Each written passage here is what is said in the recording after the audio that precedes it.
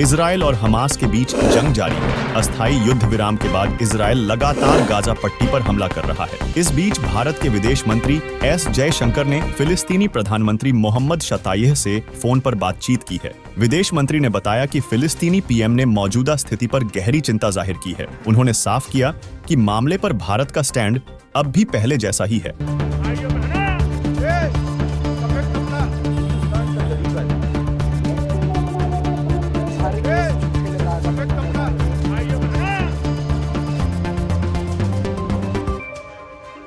Gaza में मरने वाले फिलिस्तीनियों की संख्या 17,700 से ज्यादा हो गई है।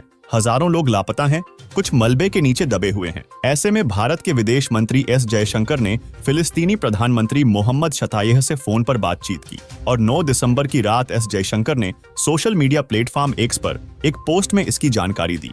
उन्होंने लिखा, आज शाम फिलिस्तीनी प्रधानमंत्री मोहम्मद शतायह से बात की। उन्होंने गाजा और वेस्ट बैंक दोनों की स्थिति पर गहरी चिंता व्यक्त की। मैंने फिलिस्तीन पर भारत की लंबे समय से चली आ रही स्थिति को दोहराया और संपर्क में बने रहने पर सहमति व्यक्त की। इसके एक दिन पहले ही एस जयशंकर ने संसद को बताया था कि भारत हमास इजरायल संघर्ष से बिगड़ रही सुरक्षा स्थिति को लेकर चिंतित है। उन्होंने कहा था, हम बिगड़ती सुरक्षा स्थिति पर चिंतित हैं। हमने बातचीत और कूटनीति के माध्यम से संयम बरतने, तनाव कम करने का आह्वान किया और संघर्ष के शांतिपूर्ण समाधान पर जोर दिया है। बता दें, इजरायल की सेना ने 9 दिसंबर को गाजा के मुख्य दक्षिणी शहर खान यूनिस के केंद्र से निवासियों को बाहर निकलने का आदेश दिया और फिर पूरे क्षेत्र पर हमला कर दिया। आधिकारिक रिकॉर्ड के मुताबिक 9 दिसंबर तक गाजा में मरने वाले फिलिस्तीनियों की संख्या 17,700 से ज्यादा हो गई है। वहीं हजारों लोग लापता हैं और मलबे के नीचे दबे हुए हैं। इस बीच अमेरिका ने गाजा में तत्काल युद्ध विराम की मांग वाले संयुक्त राष्ट्र सुरक्षा परिषद के प्रस्ताव को वीटो कर दिया।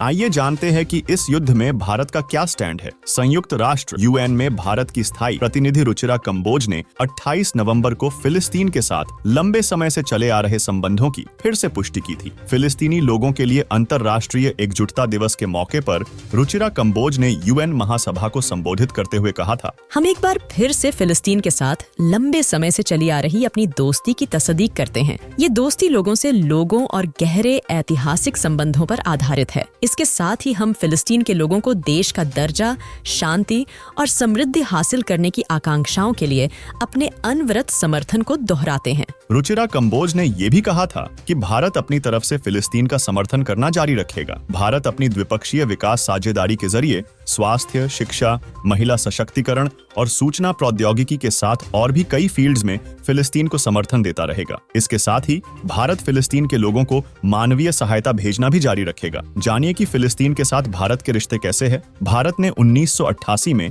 फिलिस्तीन राज्य को मान्यता दी और हम ऐसा करने वाले पहले देशों में से एक थे। अक्टूबर 2015 में तत्कालीन राष्ट्रपति प्रणब मुखर्जी फिलिस्तीन का दौरा करने वाले पहले भारतीय राष्ट्रपति बने। फरवरी 2018 में पीएम मोदी वहां जाने वाले पहले भारतीय प्रधानमंत्री बने। जनवरी 2016 में तत्कालीन विदेश मंत्री सुषमा स्वराज भी फिलिस्तीन गई थीं। मई 2017 में फिलिस्तीनी राष्ट्रपति अब्बास ने भारत की अपनी 5वीं राजकीय यात्रा की थी। इससे पहले वो 2005, 8, 10 और 2012 में यहाँ आए थे। हमास इजरायल युद्ध से संबंधित अधिक जानकारी के लिए आप हमारे हमास इजरायल युद्ध के संबंध में खबरें आई बटन पर क्लिक करके देख सकते हैं। और ऐसी ही देश विदेश की खबरों के लिए बने रहिए वार्ता 24 न्यूज के साथ और चैनल को सब्सक्राइब करें।